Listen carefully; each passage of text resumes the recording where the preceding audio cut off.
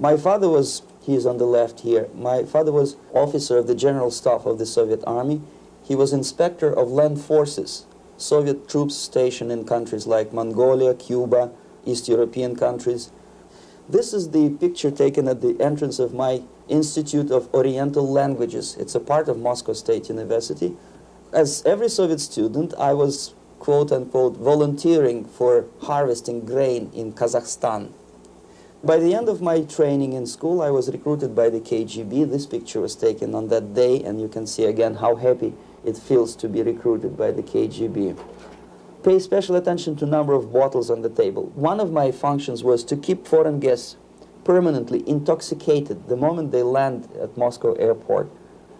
In 1967, the KGB attached me to this magazine, Look magazine. A group of 12 people arrived to USSR from United States to cover the 50th anniversary of October Socialist Revolution in my country. From the first page to the last page, it was a package of lies.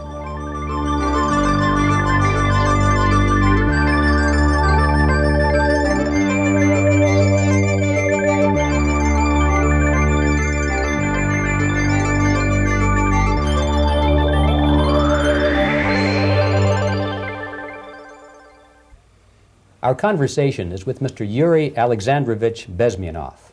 Mr. Bezmenov was born in 1939 in a suburb of Moscow.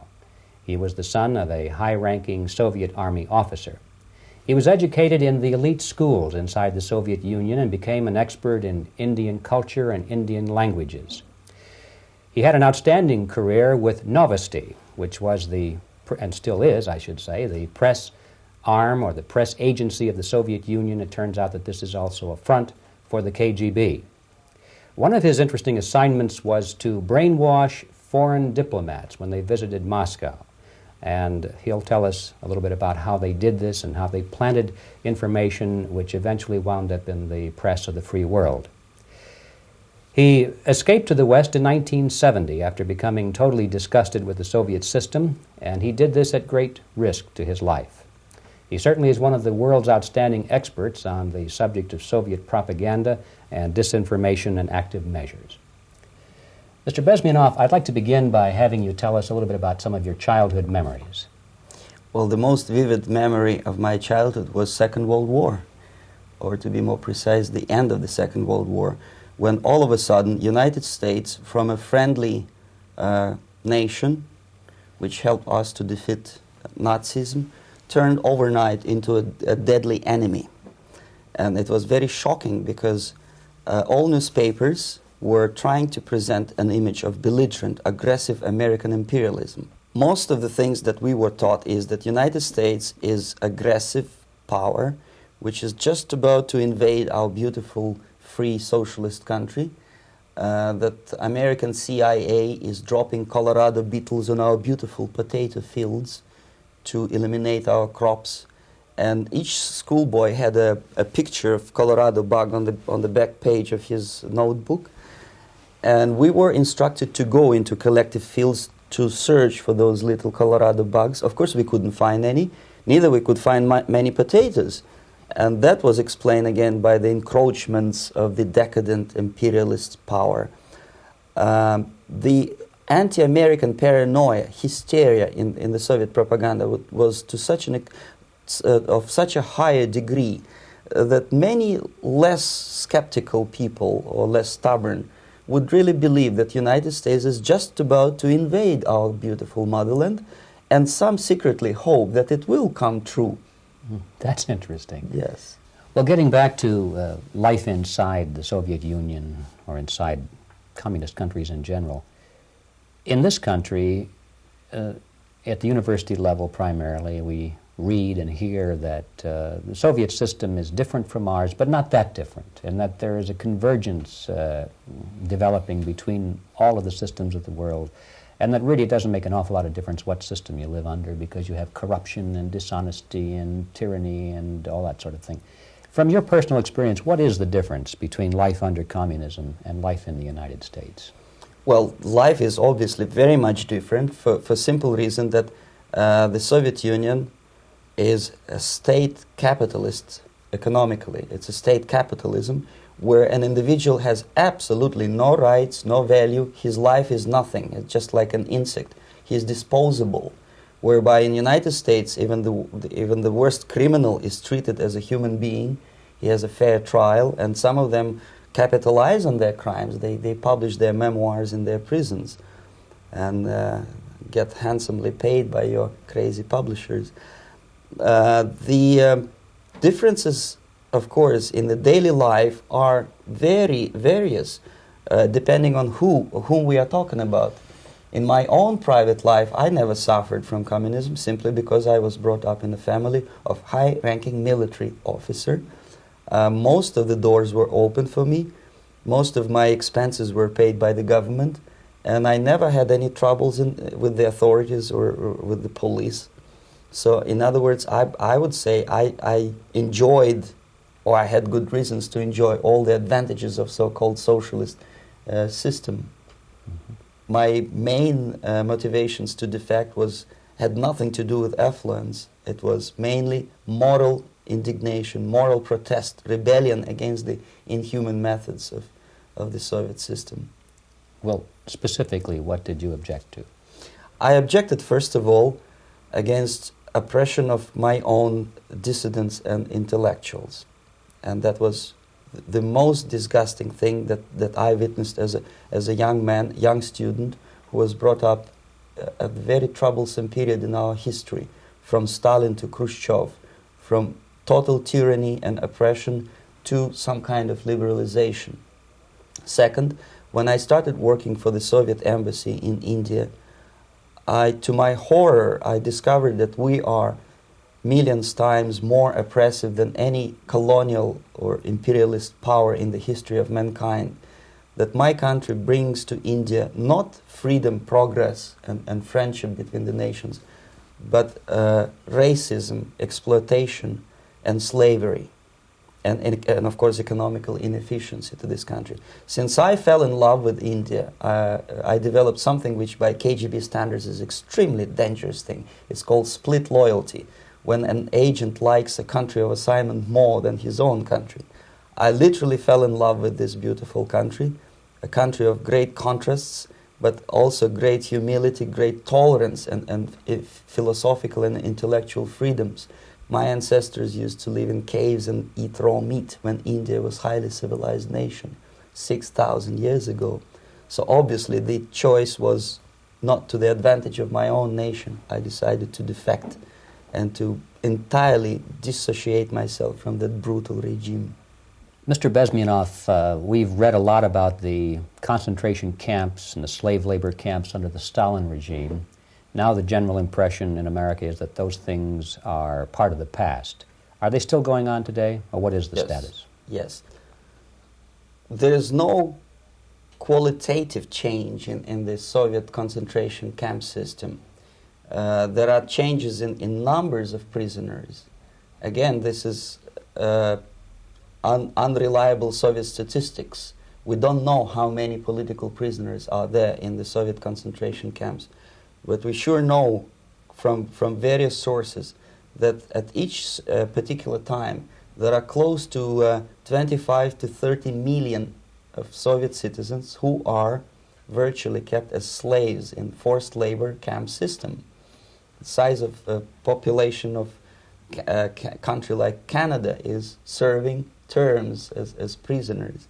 Incredible. So I would say that those intellectuals who try to convince American public that concentration camp system is a thing of a past are either conscientiously misleading public opinion, or they are not very intellectual people. They're selectively blind. They lack intellectual honesty when they say that.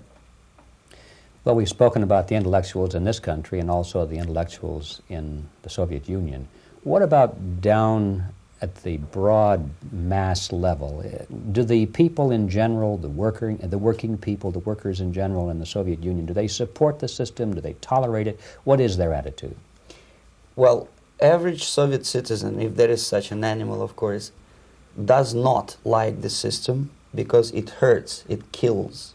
He may not understand the reasons, he may not have enough information or educational background to understand. But I doubt very much there are many people who are conscientiously supporting the Soviet system. There are not such people in USSR. Even those who have all the reasons to enjoy socialism, people like myself, who were a member of journalistic elite, they also hate the system for different reasons, though. Not because they lack material affluence, but because they are unfree to think, they are in constant fear, duplicity, split personality. And this is the greatest tragedy for my nation. Well, what do you think are the chances of the people actually overcoming their system or replacing it? There is a great possibility that system will sooner or later be destroyed from within. There is a self-destructive mechanism built into any socialist or communist or fascist system. Because there is lack of feedback, because the system does not rely upon loyalty of population. But until this Soviet junta is being supported by the Western so-called imperialists, that is, multinational companies, establishments, governments, and let's face it, intellectuals, so-called academia in the United States is famous for supporting the Soviet system.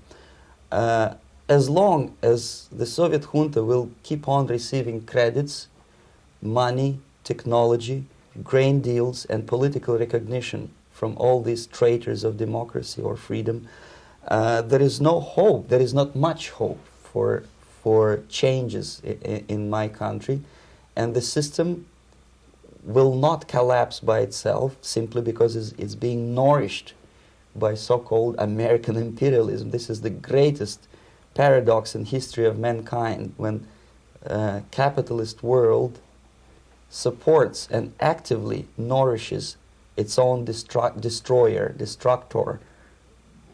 I think you're trying to tell us something. Oh, in yes. This country. Mm-hmm. I'm trying to tell you that it has to be stopped unless you want to end up in Gulag system and enjoy all the advantages of socialist equality. Working for free, catching fleas on your body, sleeping on the planks of plywood in Alaska this time, I guess. Mm-hmm. That's where Americans will belong, unless they will wake up, of course, and force their government to stop aiding Soviet fascism. Mm-hmm. Well, you told us a moment ago why you left the system. I'd like to hear the details of how you did it. It must have been a very dangerous thing.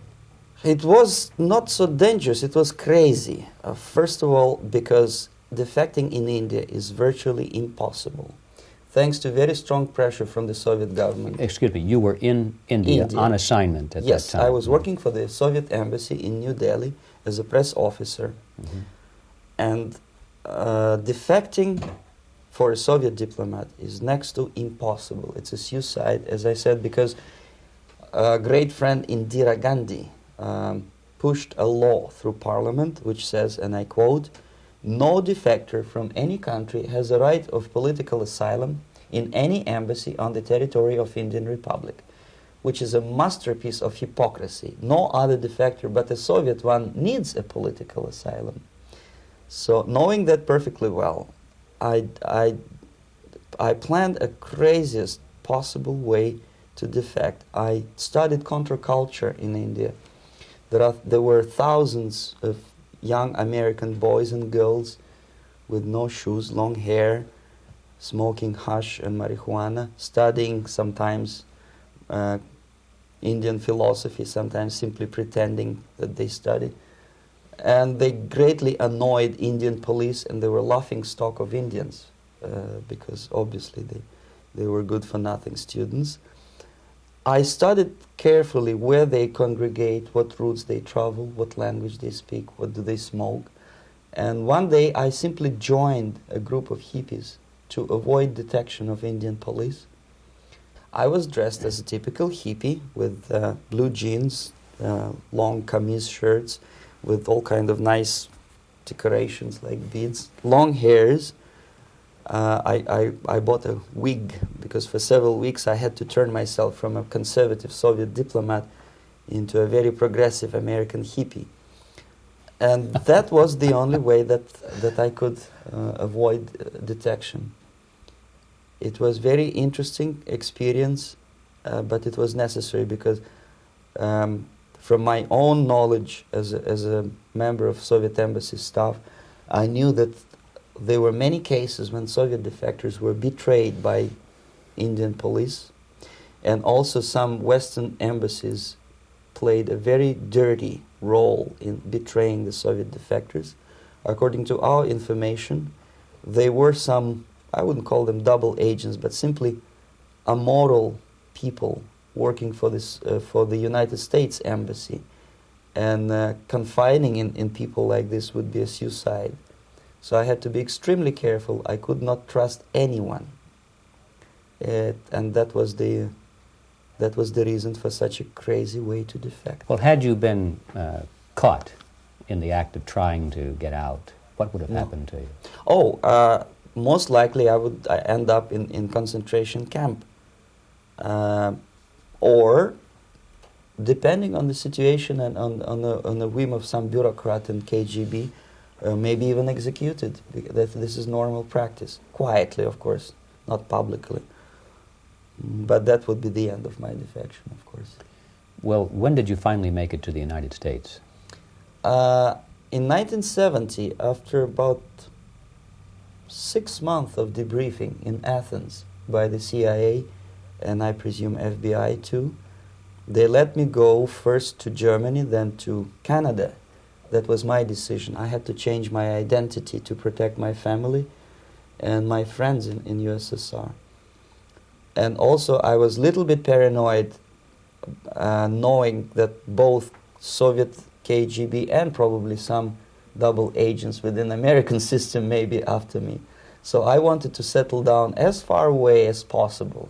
I requested CIA to give me some kind of new identity and just let me go on my own. And I settled in Canada. I was a student. I changed many professions, from farm help and laundry truck driver to language instructor and broadcaster for Canadian Broadcasting Corporations in Montreal. Well, have you had any threats on your life or any yes. unpleasant in about 5 years, KGB eventually discovered that I am working for Canadian Broadcasting.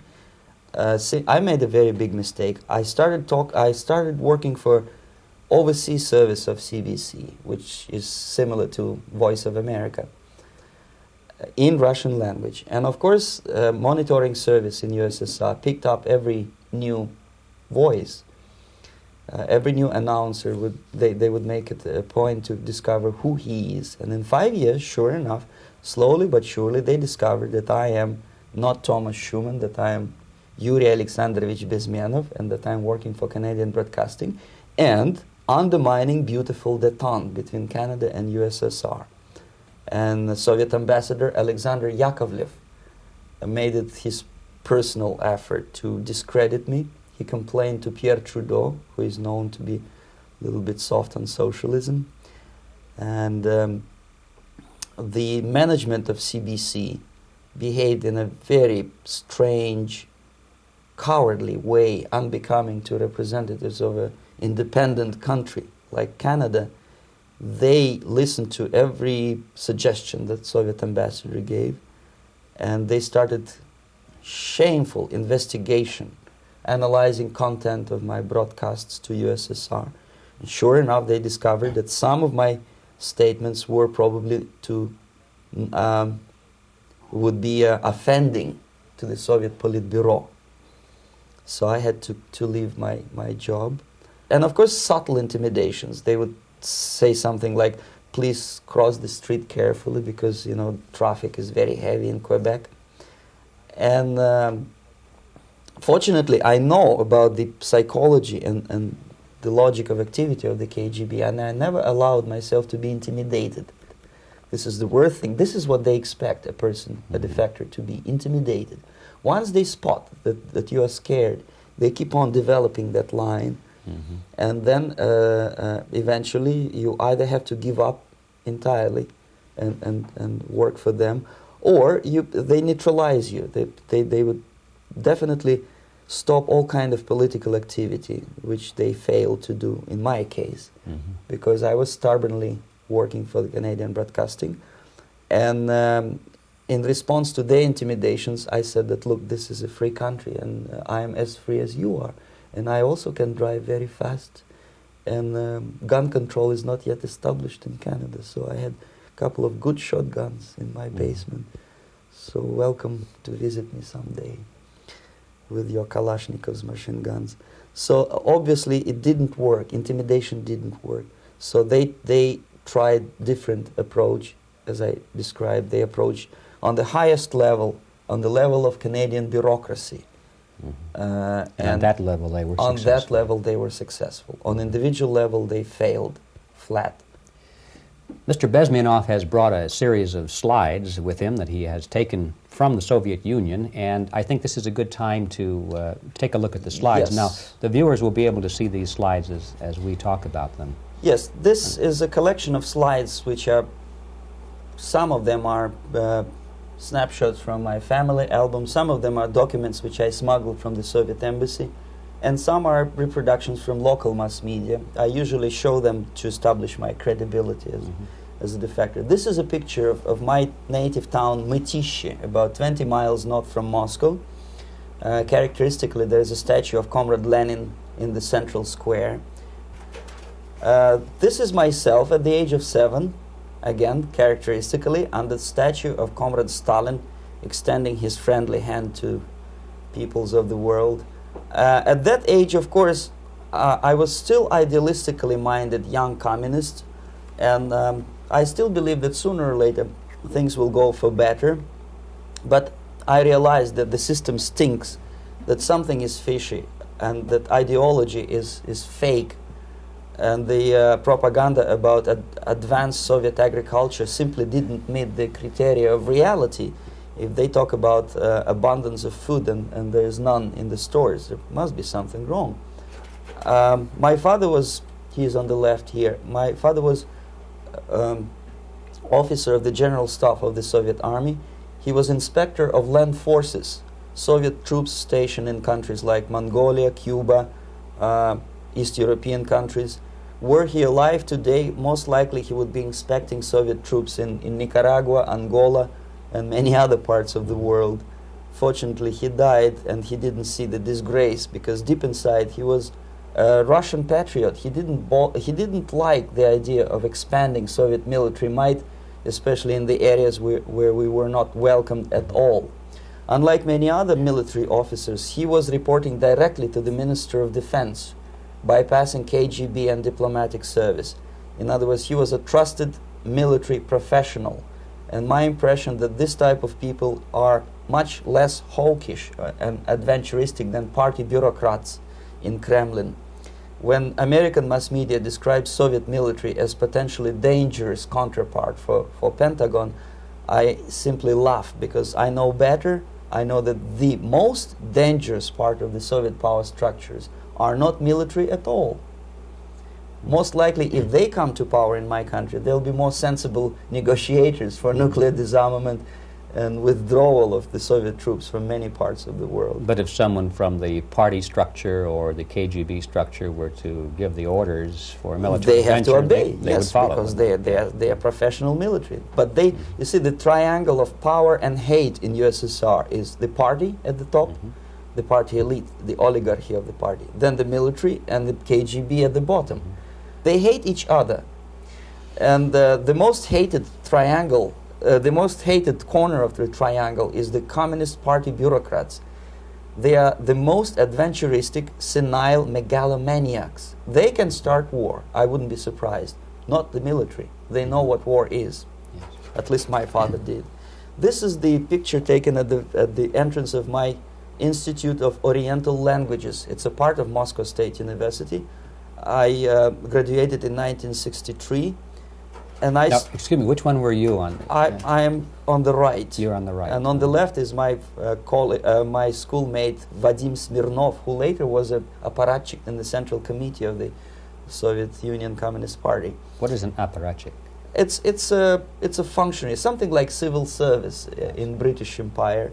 Someone who is never fired from the service. He stays there internally. He may not be promoted too high, but he's a dependable bureaucrat who will stay forever.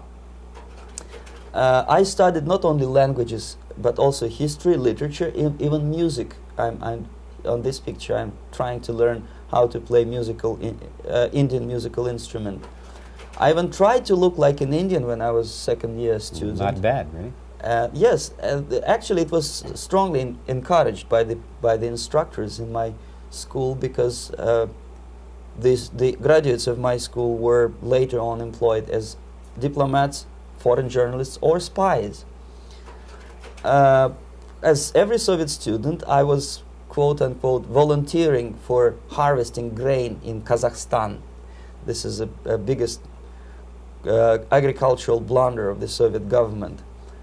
But I didn't have much choice, of course, because the communist motto borrowed from the Bible says, "Those who do not work shall not eat." And you can see me eating, therefore I was working, and you can see how happy I was about it.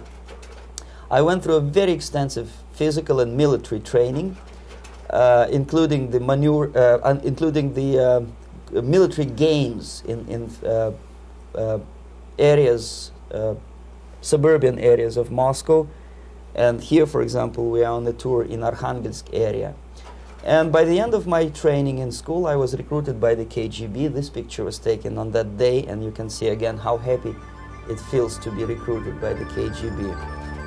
Our conversation with Yuri Alexandrovich Bezmenov, who is a defector from the Soviet Union, a former propaganda agent for Novosti and the KGB, will continue after this message.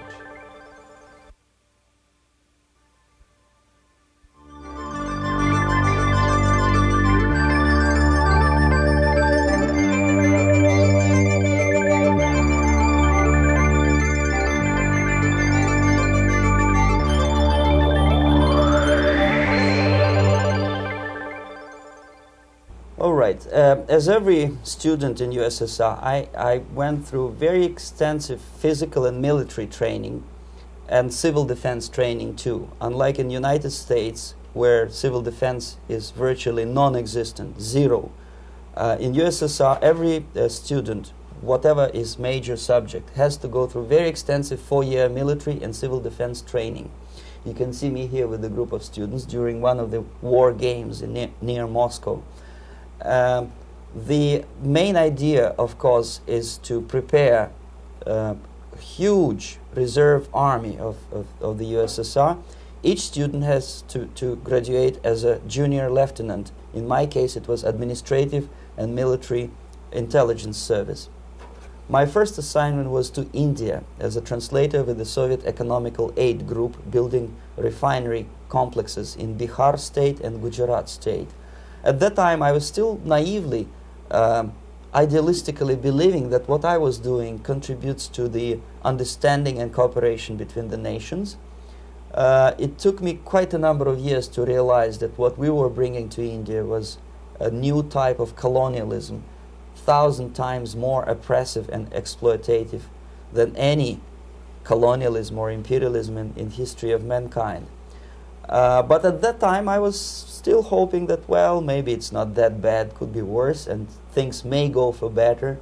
And I even tried to implement the beautiful Marxist motto, proletarians of all the countries unite. I tried to unite with the nice Indian girl, and I was fascinated by Indian culture, by the family life in this country. But obviously, Communist Party had different plans for my genes, so I had to marry this beautiful Russian girl. In the span of my career, I married 3 times. Most of these marriages were marriages of convenience, on advice from the Department of Personnel. This is normal practice in USSR. When a Soviet citizen is assigned to a foreign job, he has to be married, either to keep family in USSR as hostages, or, if it's a convenience marriage like mine, so that the husband and wife are virtually informers on each other to prevent defection or contamination by decadent imperialist or capitalist ideas. In my case, I hated that girl so much that the moment I landed in Moscow, we were divorced, and I married later, second time. By the end of my first assignment in India, I was promoted to the position of public relation officer. You can see me here translating a speech by a Soviet boss. And you're on the right. I'm on the right here, yes. And it was, the occasion was commissioning of the refinery complex in Bihar, Barauni. Back in Moscow, I was immediately recruited by Novosti Press Agency, which is a propaganda and ideological subversion front for the KGB. 75% of the members of the Novosti are commissioned officers of the KGB. The other 25 are, like myself, co-opted agents who are assigned to specific operations. In this particular case, you can see me talking to students of Lumumba Friendship University in Moscow. This is a huge school under the direct control of the KGB and Central Committee, where future leaders of the so-called national liberation movements are being educated and selected carefully. And some of them have absolutely, neither this, for example, is a group of students from Lumumba. They don't look like students at all. They look more like military, and that's exactly what they were. They were dispatched back to their countries to be leaders of the so-called national liberation movements, or to be translated into normal human language, leaders of international terrorist groups. Another area of activity when I was working for the Novosti was to accompany groups of so-called progressive intellectuals, writers, journalists, publishers, teachers, professors of colleges. You can see me here in Kremlin. I'm second on the left, with a group of Pakistani and Indian intellectuals. Most of them pretended they don't understand that we are actually working on behalf of the Soviet government and the KGB. They pretended that they are actually being guests, VIP intellectuals, that they are treated according to their merits and their intellectual abilities. For us, they were just a bunch of political prostitutes to be taken advantage for various propaganda operations. Therefore, you can see perfectly well the senior colleague of mine on the left doesn't really have that much respect on his face, and myself with a very skeptical smile, typical KGB sarcastic smile, anticipating another victim of ideological brainwashing. This is how a typical conference in Novosti headquarters in Moscow looked like. Sitting in the middle is Boris Burkov, the then director of Novosti Press Agency, high-ranking party bureaucrat in the Department of Propaganda. I am standing next to a famous Indian poet, Sumitranandan Pant. He was famous because he was an author. He was the author of a famous poem titled Rhapsody to Lenin. That's why he was invited to USSR, and everything was paid by the Soviet government. Pay special attention to number of bottles on the table. This is one of the ways to kill the awareness or curiosity of foreign journalists. One of my functions was to keep foreign guests permanently intoxicated the moment they land at Moscow airport. I had to take them to the VIP lounge and toast to friendship and understanding between the nations of the world. Glass of vodka, then a second glass of vodka. And in no time, my guests would be feeling very happy. They would see everything in kind of pink, nice color. And that's the way I had to keep them permanently for the next 15 or 20 days.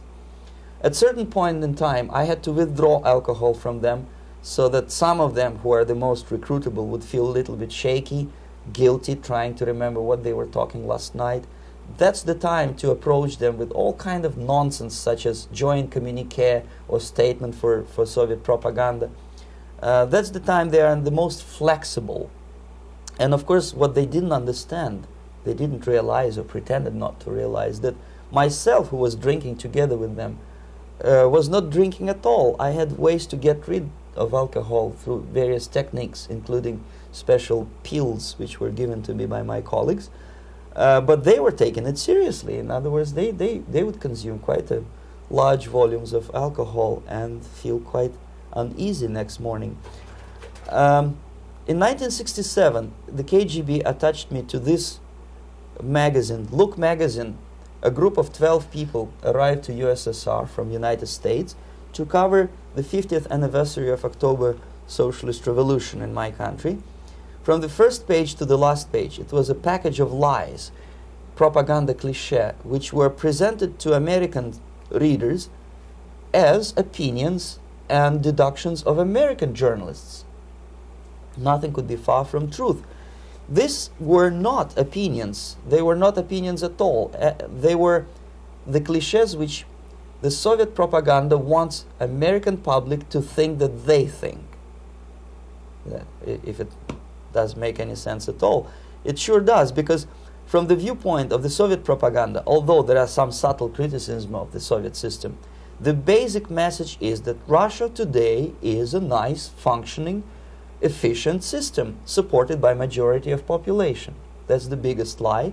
And of course, American intellectuals and journalists from Look magazine elaborated on that untruth in various different ways. They intellectualized that lie. They found all kinds of justifications for telling lies to American public. Excuse me, it was partly your job to make sure that they got these ideas, yes, and accepted them as their own ideas. Right. Actually, even before they arrived to USSR, and they paid astronomical sum of money for that visit, they were submitted, this Novosti Press Agency developed so-called backgrounders, 20-25 pages of information and opinions which were presented to the journalists even before they bought their tickets to Moscow. They had to analyze the situation, and judging on their reaction to that backgrounder, the local Novosti representative or local Soviet diplomat in Washington, D.C. would assess whether they be given visa to USSR or not. So but they were selected ahead of time. Oh yes, they were pre-selected very carefully, and there is not much chance for honest journalists to arrive to USSR and to stay there for 1 year and to bring this package of lies back home. This, for example, is a centerfold of the Look magazine. They presented this monument erected by Communist Party in Stalingrad as the symbol, personification of Russian military might. And they said in the article, which is published on the site, that Soviets are very proud of the victory in the Second World War. This is another big myth, a lie. No sensible people would be proud to lose 20 millions of their countrymen in a war which was started by Genoese Hitler and Comrade Stalin and paid by American multinationals. Most of the Soviet citizens look at this type of monuments with disgust and sorrow, because every family lost father, brother, sister, or child in the Second World War. Yet American journalists who were trying to appease, to please their hosts, presented this picture on the centerfold as the symbol and personification of Soviet national, they call it Russian national spirit. And it was greatest misconception and a very tragic misunderstanding. Of course, Look magazine was not distributed in USSR. The main audience was in the United States. But I presume that many Americans, millions of Americans who were reading Look magazine at that time, had absolutely wrong idea about the sentiments of my nation, about what the Soviets are proud of and what they hate. This is a group, you see the same lady with the sword in Stalingrad. This is the group of journalists. Myself is in the center with the same devilish smile. And Mr. Philip Harrington is on the extreme left there with his camera. This is the gentleman which was so deaf or so uninterested in what I had to say to him. This is the same picture, a blow-up of the same picture.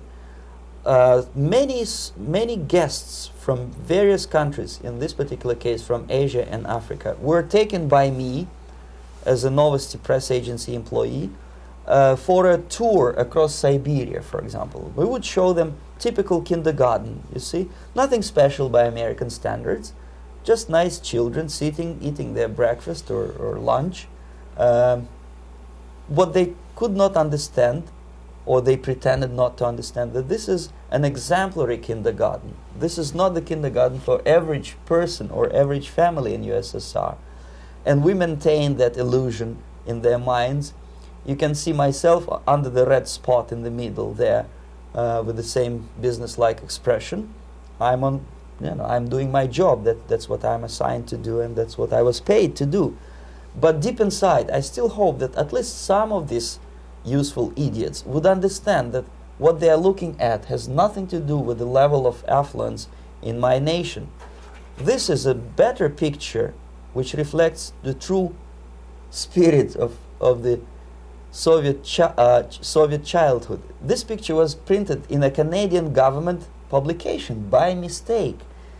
In the middle, you can see children playing on a small courtyard, and the caption goes, "This is a typical kindergarten in Siberia." What these idiots didn't understand, that it is not kindergarten at all. It is a prison for children of political prisoners. But there was not a single mentioning that what they were visiting actually was an area of concentration camps. And the job of people like myself to help them to not to notice that they are actually talking to prisoners. Most of the children were dressed, especially on the occasion of the foreigners' visit. Of course, there were no corpses on the ground. There were no machine gun guards. And well, it looks not very pleasant, as you see. It looks dull, but obviously it does not create an impression that this is actually a prison. Well, did any of the journalists have the curiosity to ask about prisons and that kind of thing? Yes. They were in Siberia. This Yes. is what you associate. Yes, some of them asked questions, and naturally we would give them, for the stupid question, we give them stupid answer. No, there are no prisons in Siberia. No, most of the people who you see are free citizens of USSR. They are very happy to be here, and they are contributing to the glory of the socialist system.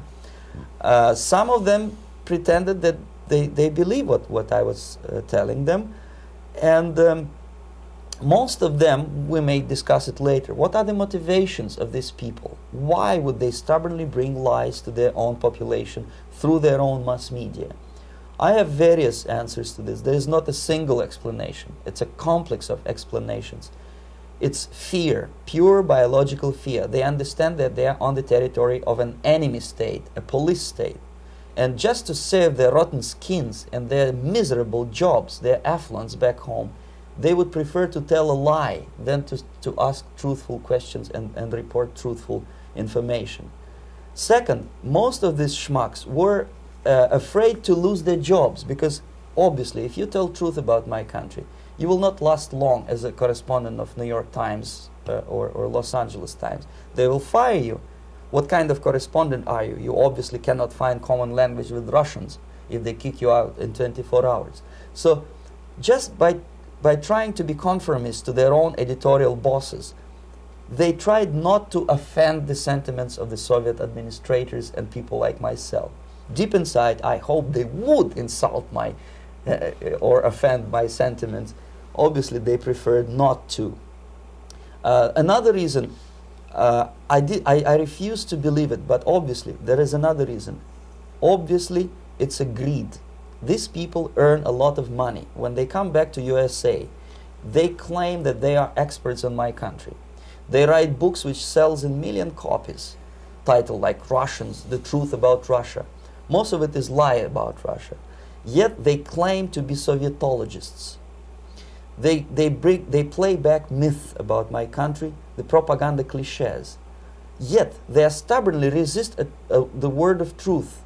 If a person like Solzhenitsyn is either defecting or kicked out of USSR, they try all their best to discredit him and to discourage him. I don't have much chance to appear on national network with a true story about my country.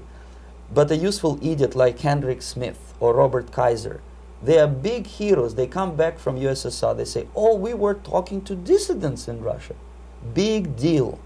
Soviet dissidents are chasing American correspondents in the streets, and they are cowardly escaping from these contacts. For some strange reason, if you want to know more about Spain, you refer to Spanish writers. If you want to learn more about French, you read French writers. Even about Antarctica, I bet you would read Penguins. Only about the Soviet Union, for some strange reason, you read Hendricks and Schmendricks and all kind of Kissingers, because they claim that they know more about my country. They know nothing, or next to nothing, or they pretend that they know more than they actually do. I would say they are dishonest people who lack integrity and common sense and intellectual honesty. They bring back all kind of stories like that. A kindergarten in Siberia. Omitting the most important fact, it's a prison for children of political prisoners.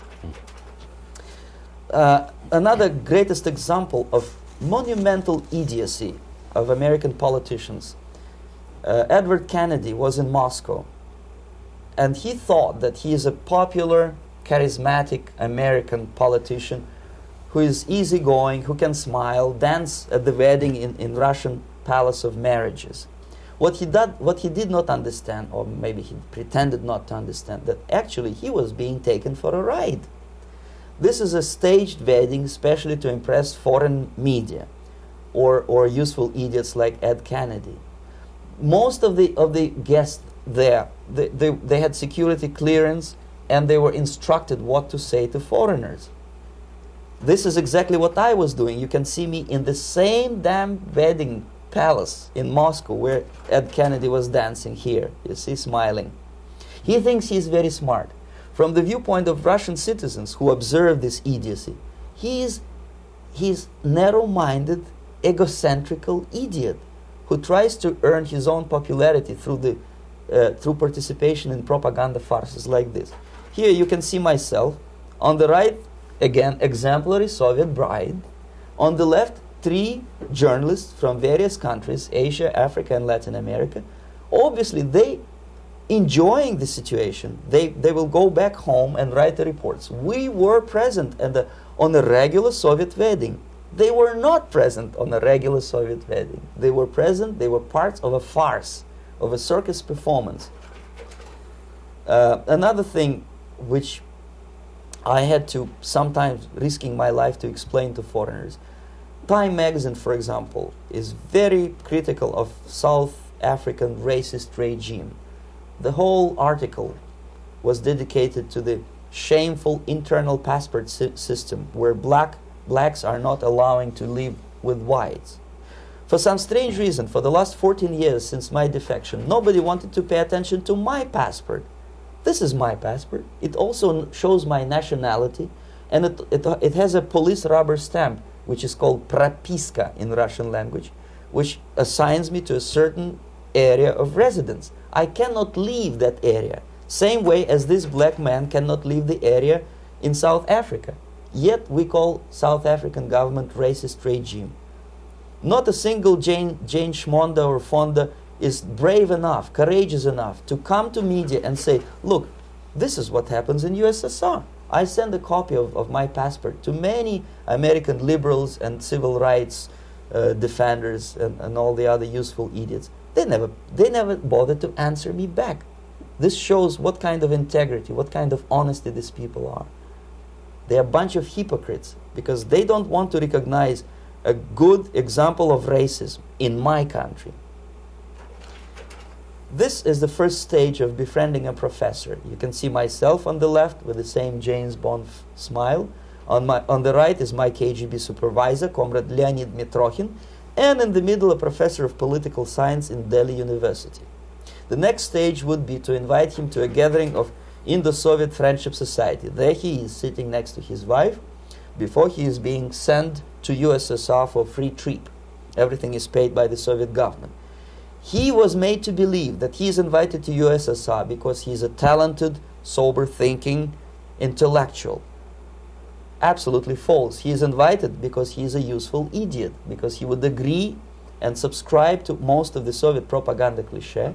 And when he is coming back to his own country, he is going for years and years to teach the beauties of Soviet socialism to newer and newer generations of his students, thus promoting the Soviet propaganda line. The KGB was even curious about this gentleman. It may look innocent. Maharishi Mahesh Yogi, a great spiritual leader, or maybe a great charlatan and crook, depending on from which side you are looking at him. Beatles were trained at his ashram in Hardwar in India how to meditate. Mia Farrow and other useful idiots from Hollywood visited his school, and they returned back to United States absolutely zonked out of their minds with marijuana, hashish, and crazy ideas of meditation. To meditate, in other words, to isolate oneself from the current social and political issues of your own country, to get into your own bubble, to forget about troubles of the world. Obviously, KGB was very fascinated with such a beautiful school, such a brainwashing center for stupid Americans. I was dispatched by the KGB to check what kind of VIP Americans attend this school. That's you on the left. Yes, I'm on the left. I was trying to get enrolled in that school. Unfortunately, the Maharishi Mahesh Yogi asked too much. He wanted $500 American for enrollment.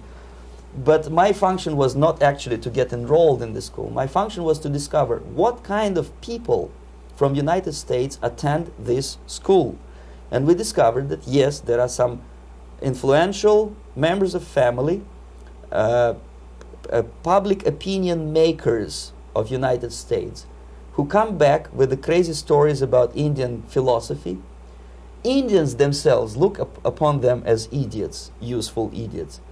To say nothing about KGB, who looked at them as extremely naive, misguided people. Obviously, a VIP, say a wife of a congressman, or a prominent Hollywood personality, after being trained in that school, is much more instrumental in the hands of manipulators of public opinion and KGB than a normal person who understands, who looks through this type of fake religious training. Why would they be more susceptible to manipulation? I just mentioned that because, you see, a person who is too much involved in introspective meditation. You see, if you carefully look what Maharishi Mahesh Yogi is teaching to Americans, is that most of the problems, most of the burning issues of today can be solved simply by meditating. Don't rock the boat. Don't get involved. Just sit down, look at your navel, and meditate. And the things, due to some strange logic, due to cosmic vibration, will settle down by themselves. This is exactly what the KGB and Marxist-Leninist propaganda wants from Americans, to distract their opinion, attention, and mental energy from real issues of United States into a non-issues, into a non-world, non-existent harmony. Obviously, it's more beneficial for the Soviet aggressors to have a bunch of duped Americans than Americans who are self-conscious, healthy, physically fit, and alert to the reality. Maharishi Mahesh Yogi obviously is not on the payroll of the KGB. But whether he knows it or not, he contributes greatly to demoralization of American society. And he's not the only one. There are hundreds of those gurus who come to your country to capitalize on naivete and stupidity of Americans. It's a fashion. It's a fashion to meditate. It's a fashion not to be involved. So obviously, you can see that if KGB were that curious, if they paid my trip to Hardwar, if they assigned me to that strange job, obviously they were very much fascinated. They were convinced that that type of brainwashing is very efficient and instrumental in demoralization of the United States. Our conversation with Yuri Alexandrovich Bezmenov, who is a defector from the Soviet Union, a former propaganda agent for Novosti and the KGB, will continue after this message.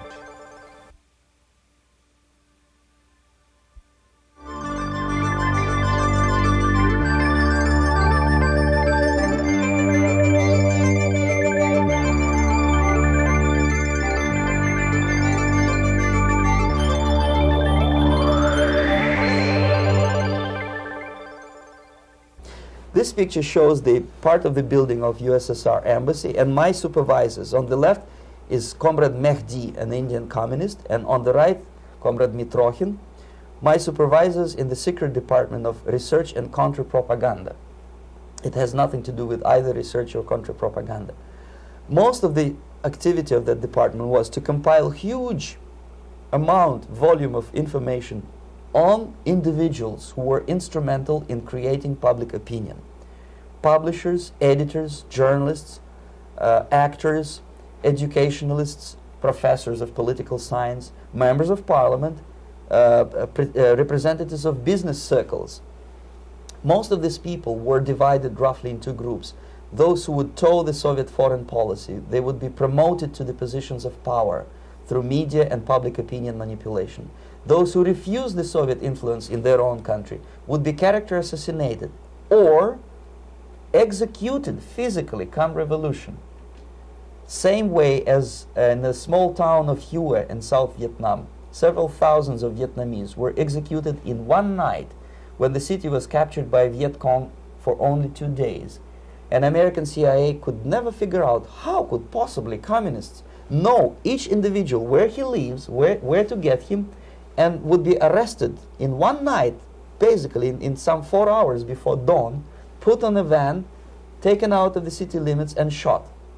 The answer is very simple. Long before communists occupied the city, there was extensive network of informers, local Vietnamese citizens, who knew absolutely everything about people who are instrumental in public opinion, including barbers and taxi drivers. Everyone who was sympathetic to the United States was executed. Same thing was done under the guidance of the Soviet embassy in Hanoi, and same thing I was doing in New Delhi. To my horror, I discovered that in the files where people were doomed to execution, there were names of pro-Soviet journalists with whom I was personally friendly. Pro-Soviet? Yes. They were idealistically minded leftists who made several visits to USSR, and yet the KGB decided that come revolution or drastic changes in political structure of India, they will have to go. Why is that? Because they know too much. Simply because, you see, the useful idiots, the leftists who are idealistically believing in the beauty of Soviet socialist or communist or whatever system, when they get disillusioned, they become the worst enemies. That's why my KGB instructors specifically made a point, never bother with leftists. Forget about these political prostitutes. Aim higher. This was my instruction. Try to get into large circulation, established conservative media. Rich, filthy rich movie makers, intellectuals, so-called academic circles. Cynical, egocentric people who can look into your eyes with angelic expression and tell you a lie. These are the most recruitable people, people who lack moral principles, who are either too greedy or too suffer from self-importance. They feel that they matter a lot. These are the people who KGB wanted very much to recruit. But to eliminate the others, to execute the others, don't they serve some purpose? Wouldn't they be the ones we rely on? They serve purpose only at the stage of destabilization of a nation. For example, your leftists in United States, all these professors and all these beautiful civil rights defenders, they are instrumental in the process of the subversion only to destabilize the nation. When their job is completed, they are not needed anymore. They know too much. Some of them, when they get disillusioned, when they see that Marxist-Leninists come to power, obviously they get offended. They think that they will come to power. That will never happen, of course. They will be lined up against the wall and shot. But they may turn into the most bitter enemies of Marxist-Leninists when they come to power. And that's what happened in Nicaragua. You remember most of these former Marxist-Leninists were either put to prison or one of them split, and now he's working against Sandinistas. It happened in Grenada when Maurice Bishop was already a Marxist. He was executed by a new Marxist who was more Marxist than this Marxist. Same happened in Afghanistan when first there was Taraki, he was killed by Amin, then Amin was killed by Babrak Karmal with the help of KGB. Same happened in Bangladesh when Mujibur Rahman, very pro-Soviet leftist, was assassinated by his own Marxist-Leninist military comrades. It's the same pattern everywhere. The moment they serve their purpose, all the useful idiots are either be executed entirely, all the idealistically minded Marxists, or exiled or put in prisons, like in Cuba. Many former Marxists are in Cuba, in prison. So most of the Indians who were cooperating with the Soviets, especially with our Department of Information of the USSR Embassy, were listed for execution. And when I discovered that fact, of course I was sick. I was mentally and physically sick. I thought that I'm going to explode one day during the briefing at the ambassador's office. I would stand up and say something that we are basically a bunch of murderers. That's what we are. It has nothing to do with friendship and understanding between the nation and blah, blah, blah. We are murderers. We behave as a bunch of thugs in a country which is hospitable to us, a country which with ancient traditions. But I did not defect. I tried to get the message across. To my horror, nobody wanted even to listen, least of all to believe what I had to say. And I tried all kinds of tricks. I would leak information through letters or lost documents or something like that. And still I got no message. The message was not published, even in the conservative mass media of India. The immediate impulse to defect was Bangladesh crisis, which was described by American correspondents as Islamic grassroots revolution, which is absolute baloney. There was nothing to do with Islam, and there was no grassroots revolution. Actually, there are no grassroots revolutions, period. Any revolution is a byproduct of a highly organized group of conscientious and professional organizers, but has nothing to do with grassroots. In Bangladesh, it was nothing with grassroots. Most of the Awami League party members, Awami League means People's Party, were trained in Moscow in the high party school. Most of the Mukti Fauj leaders, Mukti Fauj in Bengali means People's Army, same as SWAPO and all kind of liberation armies all over the world, the same bunch of useful idiots. They were trained at Lumumba University and various centers of the KGB in Simferopol, in Crimea, and in Tashkent. So when I saw that Indian territory is being used as a jumping board to destroy East Pakistan, I saw myself thousands of so-called students traveling through India to East Pakistan, through the territory of India, and Indian government pretended not to see what's going on. They knew perfectly well, the Indian police knew it, the intelligence department of Indian government knew it, the KGB of course knew it, and the CIA knew it. That was most infuriating, because when I defected and I explained to the CIA debriefers they should watch out because East Pakistan is going to erupt any moment, they said I was reading too many James Bond novels. Anyway, so East Pakistan was doomed. One of my colleagues in the Soviet consulate in Calcutta, when he was dead drunk, he ventured into the basement to relieve himself, and he found big boxes which said printed matter to Dhaka University. Dhaka is the capital of East Pakistan. And since he was drunk and curious, he opened one of the boxes and he discovered not printed matter. He discovered Kalashnikov guns and ammunition in there. Anyway, it's a long story. When I saw the preparations for the invasion into East Pakistan, obviously I wanted to defect immediately. The only thing I couldn't at that time make up my mind when and where and how. One of the reasons, of course, you see, I was in love with India. I mentioned that before. I spoke the languages. I socialized with people. And I understood that I had to act fast unless I want this beautiful country to be permanently and irreparably damaged by our presence. One of the reasons not to defect was, as you can see, I was living in relative affluence. Who the hell in the normal mind would defect and do what? To be abused by your media, to be called McCarthyist and fascist and paranoid, or to drive a taxi in New York City? What for? What the hell for should I defect? To be abused by Americans, to be insulted in exchange for my effort to bring the truthful information about impending danger of subversion. As you can see, I was living in quite a comfortable conditions next to swimming pool, where Indians were not allowed, by the way. I was highly paid expert in propaganda. I had my family. I was respected by my nation. My career was cloudless. The third reason, how to defect with the family.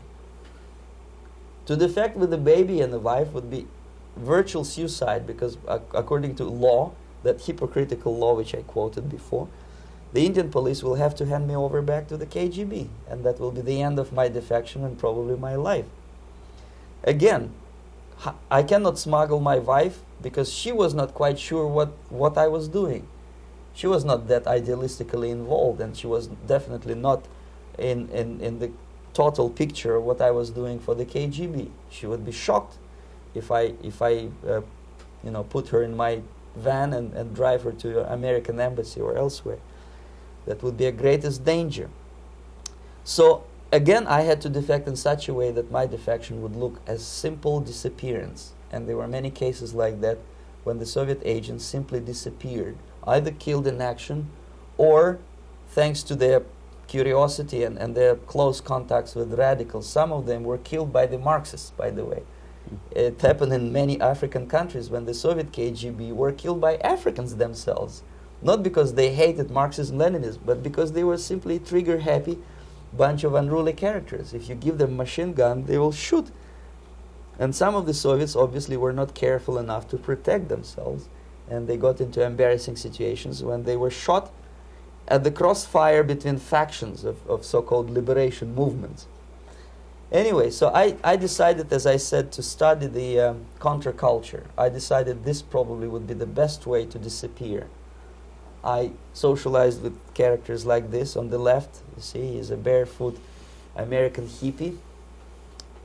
It took me quite a long time to study exactly what they were doing and how to mix with them. But eventually I did it. Most of Indian newspapers carried my picture and promise of 2,000 rupees for information about my whereabouts. But they were looking for the wrong person, because they obviously tried to stop a young Soviet diplomat in white shirt and tie, and this is how I looked at the time of defection. Nobody could possibly think that a Soviet diplomat would be as crazy as to join a bunch of hippies. That's you. Travel India and smoke hash. So I made it literally almost like a Hollywood-style detective story. From under the nose of the KGB in Bombay airport, I landed the plane and I flew to Greece, where I was debriefed by the CIA. That's basically that's all for my slides. We can turn off the projector, then. That's very interesting. Well, you spoke several times before about ideological subversion. That is a phrase that I'm afraid some Americans don't fully understand. When the Soviets use the phrase ideological subversion, what do they mean by it? Ideological subversion is the process which is legitimate, overt, and open. You can see it with your own eyes. All you have to do, all American mass media has to do, is to unplug their bananas from their ears, open up their eyes, and they can see it. There is no mystery. There is nothing to do with espionage. I know that espionage intelligence gathering looks more romantic. It sells more deodorants through the advertising, probably. That's why your Hollywood producers are so crazy about James Bond type of thrillers. But in reality, the main emphasis of the KGB is not in the area of intelligence at all. According to my opinion and opinion of many defectors of my caliber, only about 15% of time, money, and manpower is spent on espionage as such. The other 85% is a slow process which we call either ideological subversion or active measures, активные мероприятия in the language of the KGB, or psychological warfare. What it basically means is to change the perception of reality of every American to such an extent that despite of the abundance of information, no one is able to come to sensible conclusions in the interests of defending themselves, their families, their community, and their country. It's a great brainwashing process which goes very slow, and it's divided in 4 basic stages. The first one being demoralization. It takes from 15 to 20 years to demoralize a nation. Why that many years? Because this is the minimum number of years which requires to educate one generation of students in the country of your enemy, exposed to the ideology of the enemy. In other words, Marxism-Leninism ideology is being pumped into the soft heads of at least 3 generations of American students without being challenged or counterbalanced by the basic values of Americanism, American patriotism. The result you can see. Most of the people who graduated in the 60s, dropouts or half-baked intellectuals, are now occupying the positions of power in the government, civil service, business, mass media, educational system. You are stuck with them. You cannot get rid of them. They are contaminated. They are programmed to think and react to certain stimuli in a certain pattern. You cannot change their mind, even if you expose them to authentic information, even if you prove that white is white and black is black. You still cannot change the basic perception and the logic of behavior. In other words, these people, the process of demoralization is complete and irreversible. To get rid society of these people, you need another 20 or 15 years to educate a new generation of patriotically minded and common sense people who would be acting in favor and in the interests of United States society. And yet these people who've been programmed and, as you say, in place and Yes. who are favorable to an opening with the Soviet concept, these are the very people who would be marked for extermination in this country? Most of them, yes. Simply because the psychological shock when they will see in future what the beautiful society of equality and social justice means in practice, obviously they will revolt. They will be very unhappy, frustrated people, and the Marxist-Leninist regime does not tolerate these people. They will join the links of dissenters, dissidents. Unlike in present United States, there will be no place for dissent in future Marxist-Leninist America. Here you can get popular like Daniel Ellsberg and filthy rich like Jane Fonda for being dissident, for criticizing your Pentagon. In future, these people will be simply squashed like cockroaches. Nobody is going to pay them nothing for their beautiful, noble ideas of equality. This they don't understand, and it will be greatest shock for them, of course. The demoralization process in the United States is basically completed already. For the last 25 years, actually it's overfulfilled, because demoralization now reaches such areas where previously not even Comrade Andropov and all his experts would even dream of such a tremendous success. Most of it is done by Americans to Americans, thanks to lack of moral standards. As I mentioned before, exposure to true information does not matter anymore. A person who was demoralized is unable to assess true information. The facts tell nothing to him. Even if I shower him with information, with authentic proof, with documents, with pictures, even if I take him by force to the Soviet Union and show him concentration camp, he will refuse to believe it until he is going to receive a kick in his fat bottom. When a military boot crashes his balls, then he will understand, but not before that. That's the tragic of the situation of demoralization. So basically America is stuck with demoralization, and unless, even if you start right now, here, this minute, you start educating new generation of Americans, it will still take you 15 to 20 years to turn the tide of ideological perception of reality back to normalcy and patriotism. The next stage is destabilization. This time, subverter does not care about your ideas and the patterns of your consumption. Whether you eat junk food and get fat and flabby, doesn't matter anymore.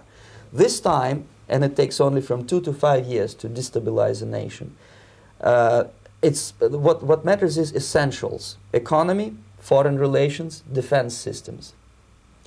And you can see it quite clearly that in some areas, in such sensitive areas as defense and economy, the influence of Marxist-Leninist ideas in the United States is absolutely fantastic. I could never believe it 14 years ago when I landed in this part of the world, that the process will go that fast. The next stage, of course, is crisis. It may take only up to 6 weeks to bring a country to the verge of crisis. You can see it in Central America now.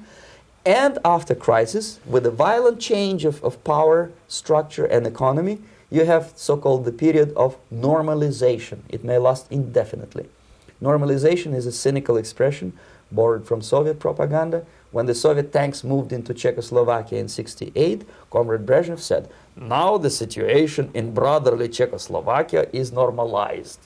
This is what will happen in the United States if you allow all these schmucks to bring the country to crisis, to promise people all kind of goodies and the paradise on earth, to destabilize your economy, to eliminate the principle of free market competition, and to put a big brother government in Washington, D.C., with benevolent dictators like Walter Mondale, who will promise lots of things, never mind whether the promises are fulfillable or not.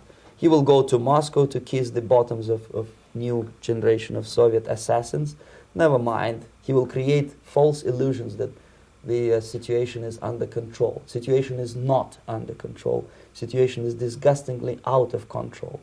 Most of the American politicians, media, and educational system trains another generation of people who think they are living at a peacetime. False.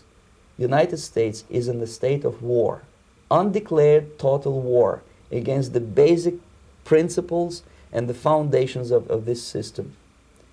And the initiator of this war is not Comrade Andropov, of course. It's the system.